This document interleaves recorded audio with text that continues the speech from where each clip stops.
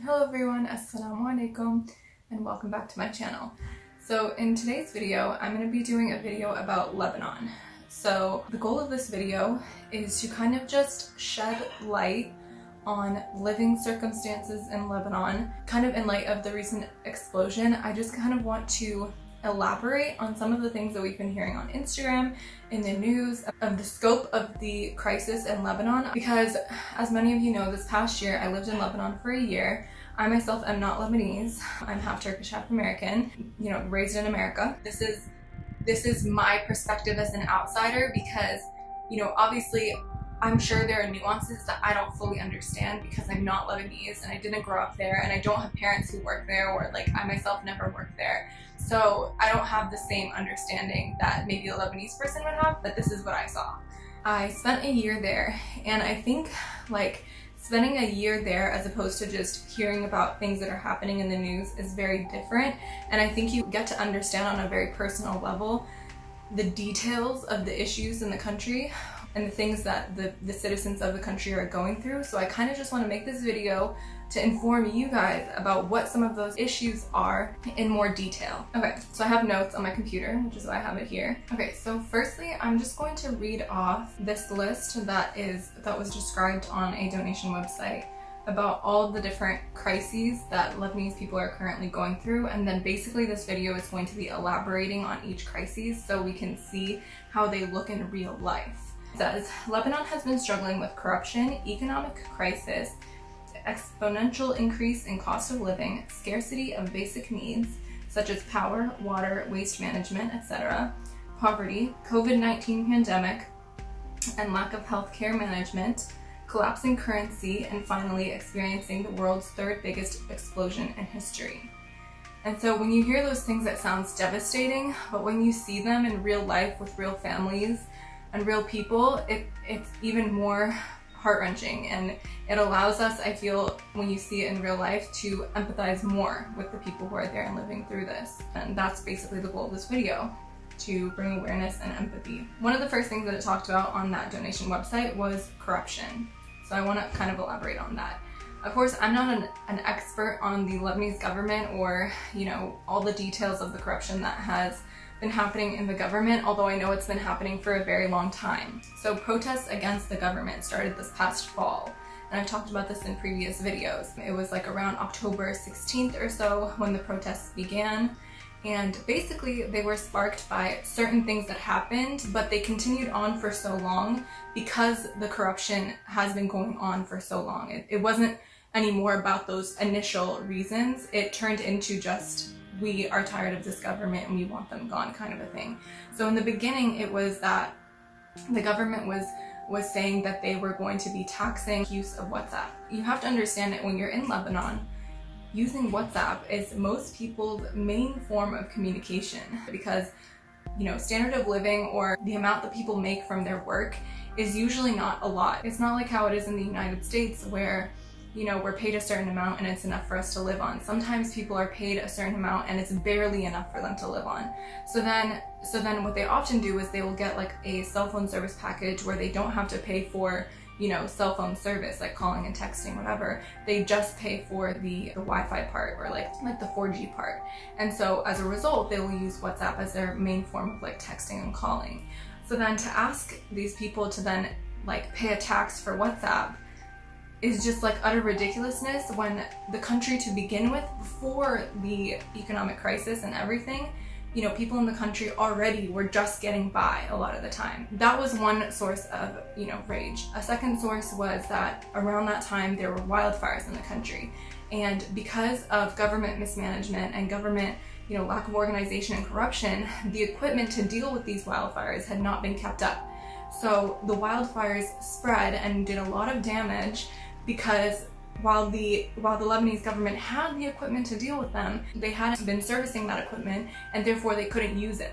And so then they had to get, you know, foreign aid to help with the wildfires when it could have been dealt with within the country and much quicker. So that was what was happening around that time. The protests continued for so long because ultimately at the end of the day what they were protesting was the government itself. And they wanted the government and the cabinet to just everybody to step down and have you know, re-election and bring new people into the government. So that was the ultimate goal. These protests in themselves, while the reason behind them was good, what ended up happening though is it actually caused a lot of difficulty for a lot of people.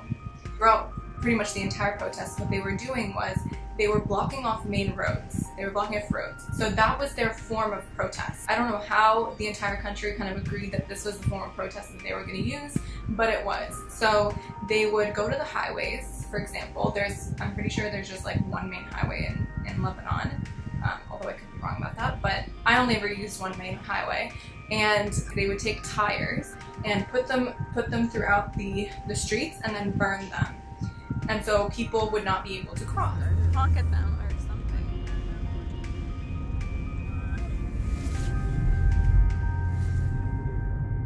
Yeah, they barely made that. 5 minutes later.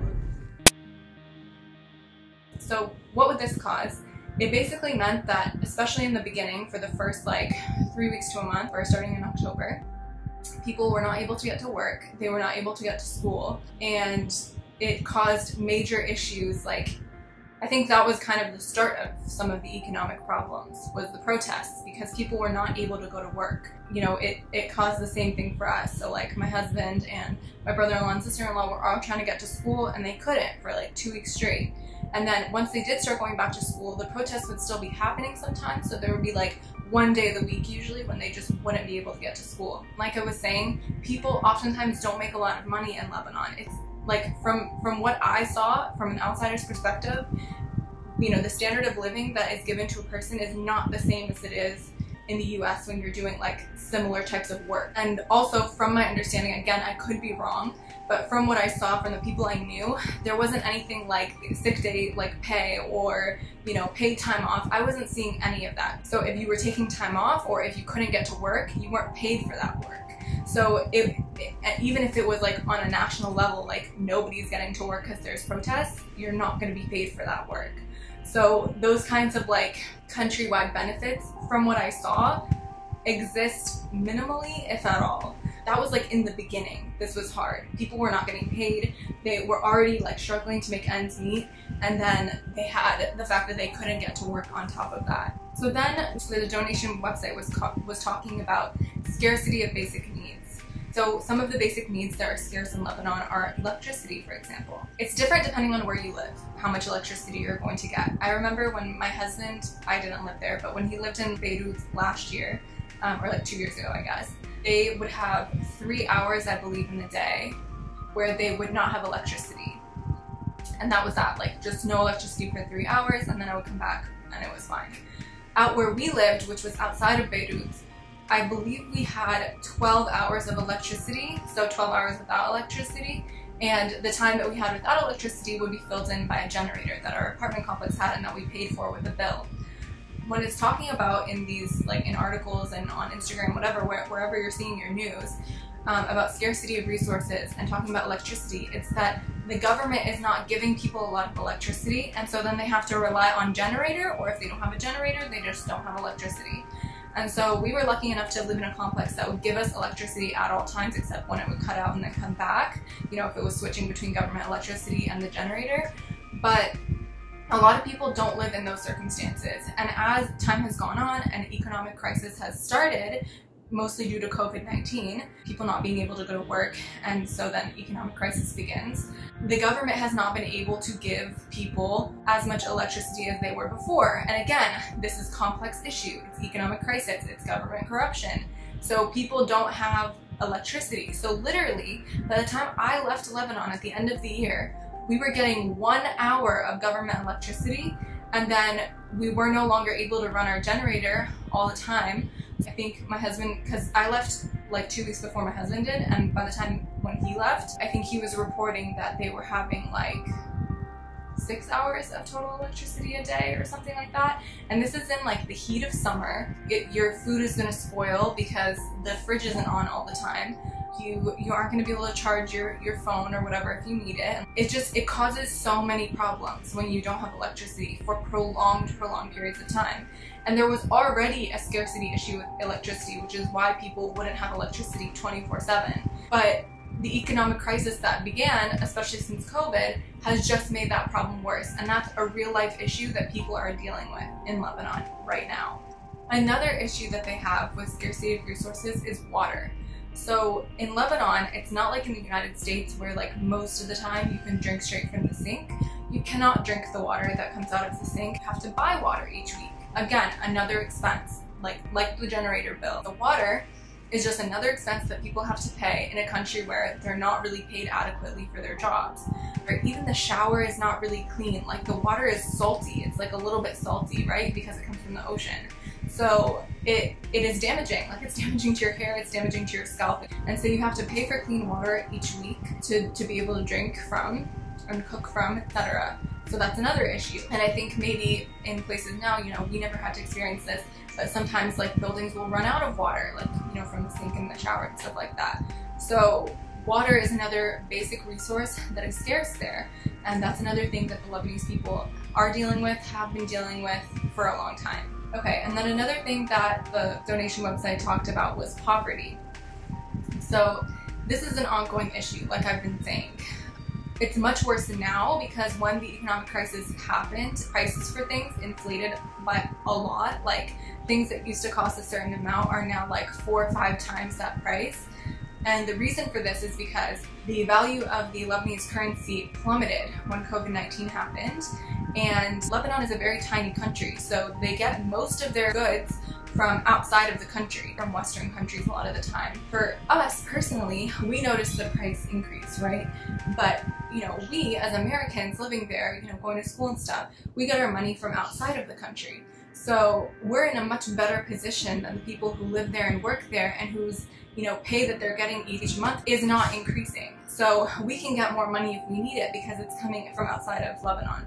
But they can't get more money. They have a set amount of money. So when things get more expensive, they might not be able to feed their families. And it was even to the point where we were worried for some of our neighbors. You know, are they going to be okay? Are they going to be able to get food for their families? Things like that. And we actually knew somebody who was American who decided to send like food packages to people who were there, a couple of families. And like the amount that person spent on those goods was like $50, but it was like a huge grocery haul. Even though prices were much higher than they were prior, it's still relatively little in comparison to what a person in the United States makes and can afford for groceries. And then another issue that I would like to address as well, having to do with poverty. So I was just Googling this right now, and Lebanon does have a minimum wage, but the minimum wage is like barely enough money to live on. 675 pounds per month is the minimum wage. I knew people who were doing more professional work and they were making between like 800 to 1,000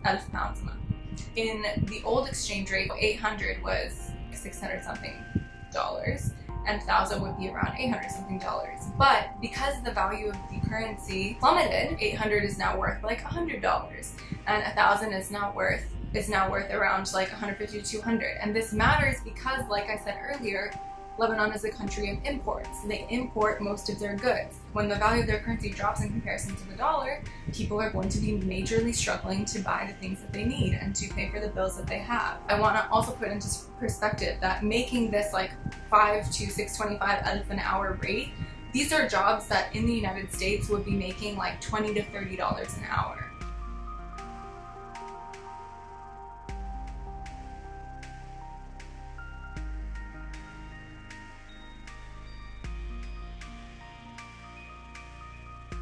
You have to understand that this is a very small amount of money. You are barely making ends meet to begin with. Once inflation happened and things all around are getting more expensive, everything is getting more expensive, what they're making originally is no longer enough. Everything has become more expensive, and then people can't even go to work as much now either because of, you know, protests and because of COVID-19. So this is what we're talking about when we're saying poverty, and this is like the average Lebanese person that works. There's plenty of people in Lebanon, refugees who don't have money and they, you know, they're sitting on the street and they're asking people for money, or they're selling water bottles when you're driving by. This is super common there and was from the beginning of the year to the end of the year. And then we move on to the rising numbers of COVID. So this started in March, as we all know, and The Lebanese response to the COVID-19 crisis was actually pretty fast, in the sense that as soon as there were a couple of cases in the country, they shut down schools and they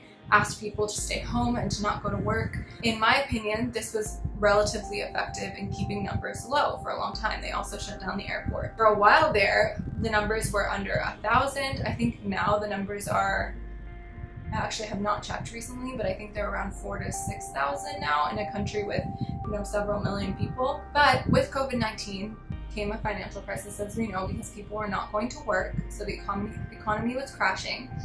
While originally the healthcare system may have had, enough resources to be able to deal with the COVID patients, as the economic crisis continued, the hospitals had trouble paying their workers. They had trouble keeping lights on, keeping essential machines on because of lack of electricity, etc. And some hospitals were even saying that they were going to need to shut down because they did not have the funds and the resources to continue going. Because the government is corrupt, there are not a lot of economic fallbacks for citizens, like, unemployment payments or, anything like that. Because there are not those governmental systems in place to keep citizens afloat during economic difficult times, the COVID-19 pandemic became something that was too large and too difficult for the healthcare system in Lebanon to handle. So the healthcare system was collapsing, mostly due to economic reasons caused by the pandemic to begin with. And when we talk about the COVID-19 crisis, it's like, yeah, maybe numbers themselves are relatively low, but Lebanon doesn't have the resources because they don't have the infrastructure in place to deal with these kinds of problems, economic and the pandemic problems. And then, of course, after all of those different things that I've just mentioned, which were ongoing and then kind of got worse at the time of protests and COVID, then we have this explosion that happened several days ago, actually. And so ultimately, what that explosion did caused massive, massive damage on the city of Beirut and resulted in something like 400,000 people homeless and hundreds and hundreds of people dead and thousands of people injured. So I think after this video, after me explaining all of these details, hopefully clearly, the point of this video and what I'm trying to illustrate is that Lebanon, before all of this, before this year, before October 2019, already had major problems. The citizens were already struggling to make ends meet. There were already refugees in the country. And now with all of these different things that have gotten worse because of governmental corruption, because of COVID-19, all of these different aspects of life that have gotten worse are now amplified because of this explosion.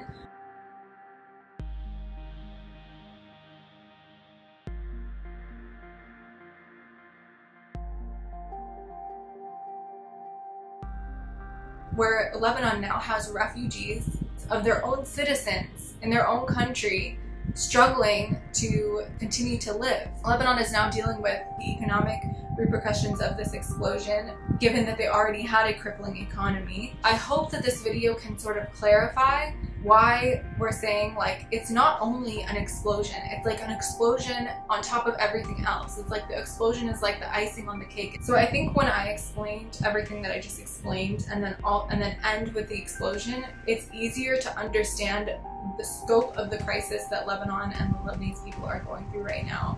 And it's easier to empathize with those people and to see it on a more personal day-to-day level. And like imagine ourselves in that situation.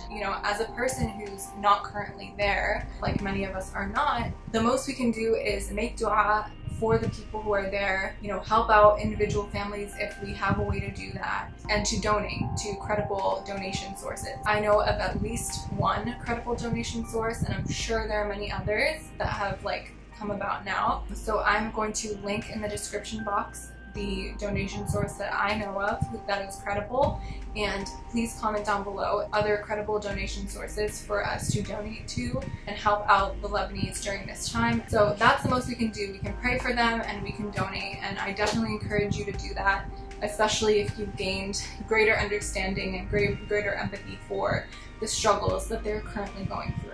So anyway, that concludes my video. I'm pretty sure this is going to be a long one, So thank you so much for sticking through. I hope you enjoyed this video and I hope it was helpful and insightful. Don't forget to like this video if you enjoyed it and subscribe to my channel if you're not already. And I will see you guys in next week's video, inshallah. Assalamu alaikum. Bye. سلام الله على الهادي رسول الله صلى رب